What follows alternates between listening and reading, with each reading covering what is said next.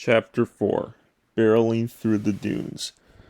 Boost came out of the sand and was having trouble moving. I can't even move through this sand, he exclaimed. DJ soon came driving up to him. Boost, you're okay, said DJ. Yeah, I saw Barry and Anella are behind you, said Boost. We should look for the others, said Anella. Snotrod soon appeared out of a cloud of sand after sneezing it off of him. Snotrod, said Barry. Hey, said Snotrod. We're looking for the others in this sand dune, Anala exclaimed. They could be anywhere, said Snotrod before sneezing again. Sand near engine makes you sneeze the most, said Boost. Yes, it does, said Snotrod. The pile they were sitting by shook, and they started digging. I see something, said DJ. Sonny and Chick emerged from the pile. That was a massacre tornado, said Chick. We're still missing Molly, Vince, Lenny, and Wingo, Boost remarked. Right. We need to find them quickly before the tailors wake up, said Chick, as he drove over to another sand hill. He began digging at it, and Molly emerged from it. Chick, is that you? She asked. Yes, Molly, Chick replied.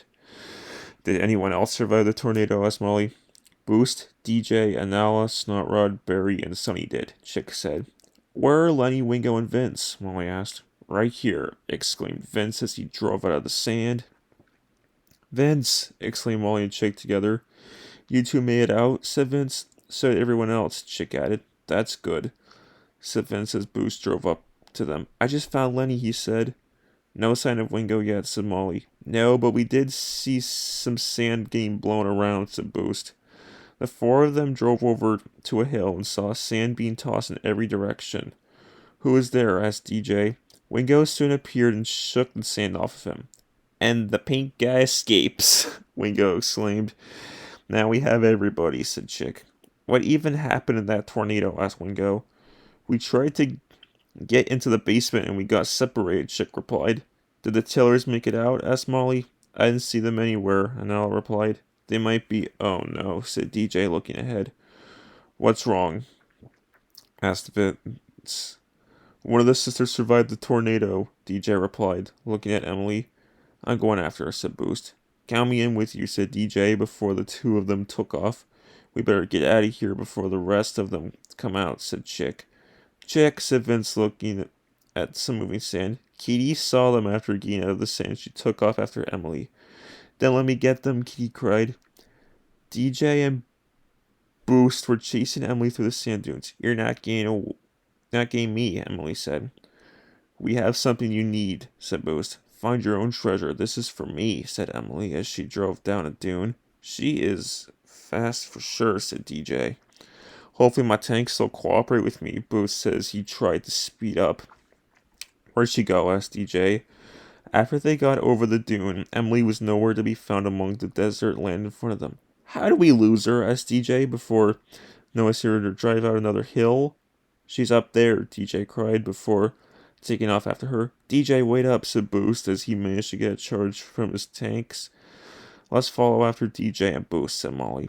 They are probably long gone by now, said Vince, but we should get away before the rest of the tailors wake up, Chick exclaimed. Everyone peeled out after they saw Nicole making her way out of the sand piles. They're gone already, said Nicole as she finished getting out. Key came up to her, and soon Janelle and Tracy emerged from the sand. They are all still alive. Emily went to draw them off, said Kitty. Then we should go after Emily, said Janelle. Where's Jackie, though? Asked Tracy. We have to find Jackie first, said Nicole, digging at some sand. Jackie emerged from the sand pit Nicole was digging at. It found me, she exclaimed. The punks made it out, said Nicole. They're chasing Emily through the desert, Kitty replied. We have to stop them before they capture her too, said Nicole. After what they did to Kitty, I cannot picture what they would want to do with Emily, Tracy added. I know, right, said Nicole. Emily was speeding through the sand to get away from DJ and Boost, and soon drove up a hill that gave her a bounce. DJ took that as an opportunity to drive under Emily, and she landed right on DJ's spoiler. We are not going to go as hard on you, said DJ. We just want the location of this place where the treasure may be located, said Boost. Please don't hurt me like you did my sister, Emily said.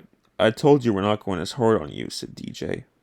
Boost, begin searching for her. Alright then, said Boost.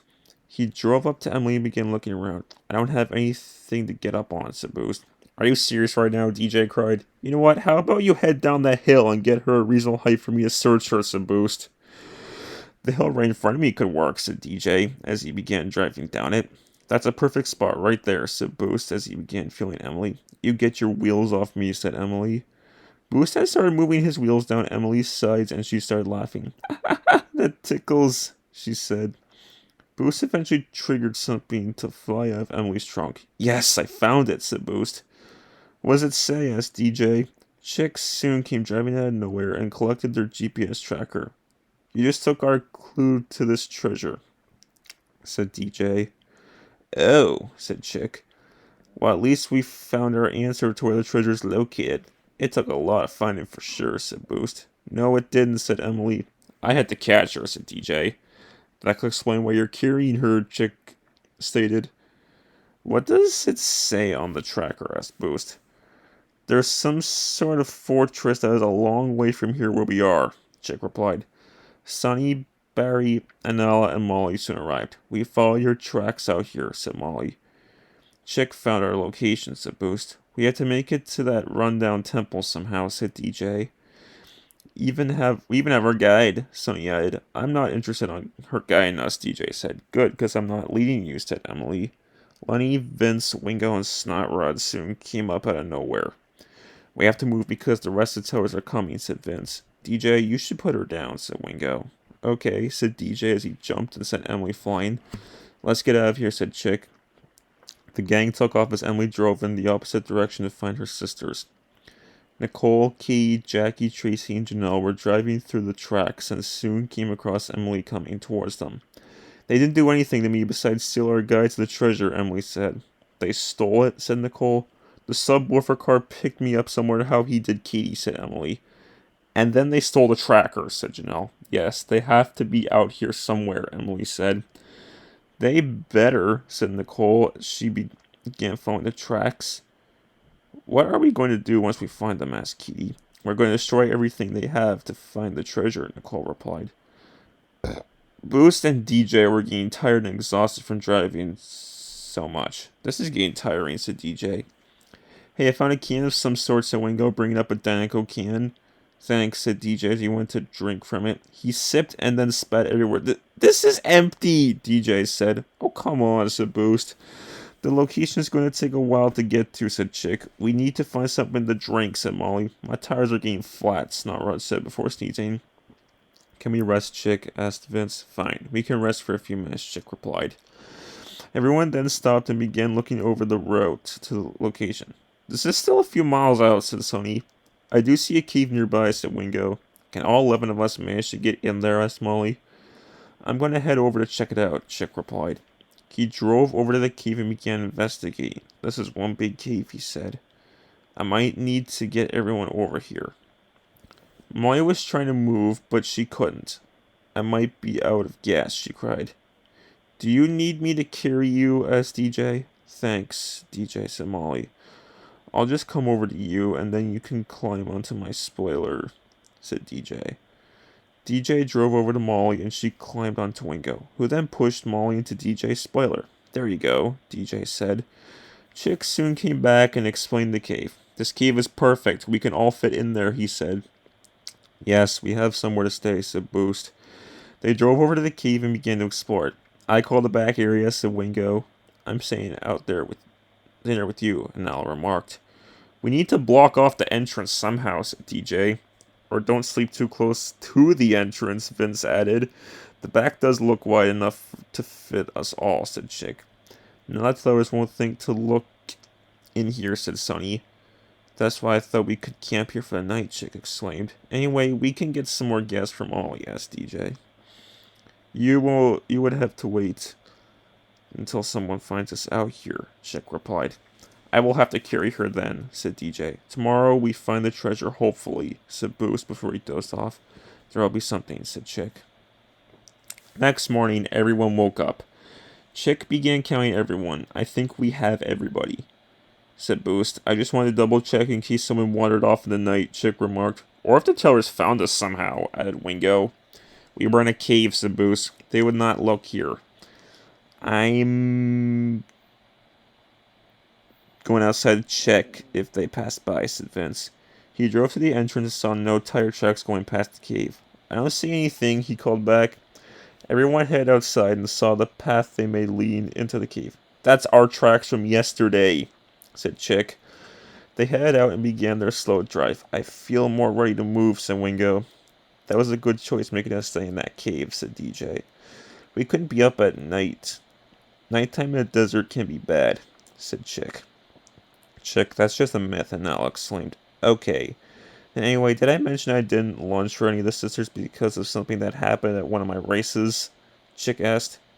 Tell us what happened, said DJ. I was trying to get in the 15th place by pushing one of the cars out of the way, said Chick. Do you know which one? Asked Vince. It was Cockroach, Chick replied. Cockroach realized what you were trying to do, said Barry. I don't know if he did realize, Chick replied. I flew in the wall because I didn't notice Cal. I think it was Cal in my blind spot. Anything else? Asked DJ. It may have been for crashing into his uncle last season or because of how close of friends he and Lightning are with Cockroach, Chick replied. Or both, said Molly. Sure, said Chick. I think those reserve racers with dumb nicknames are gone. What makes you think that? Asked Barry. Everyone except for Lightning, me, and Daryl signed a contract to take and leave in absence for 1 year, Chick replied. Or maybe they haven't found replacement racers for them yet. Quite possible, said Wingo. They continued until they found a big fortress in front of them. I hope this thing is real, said Boost. It is, Chick exclaimed. Vince drove up close to the fortress and it did not disappear. This thing is real, he called back.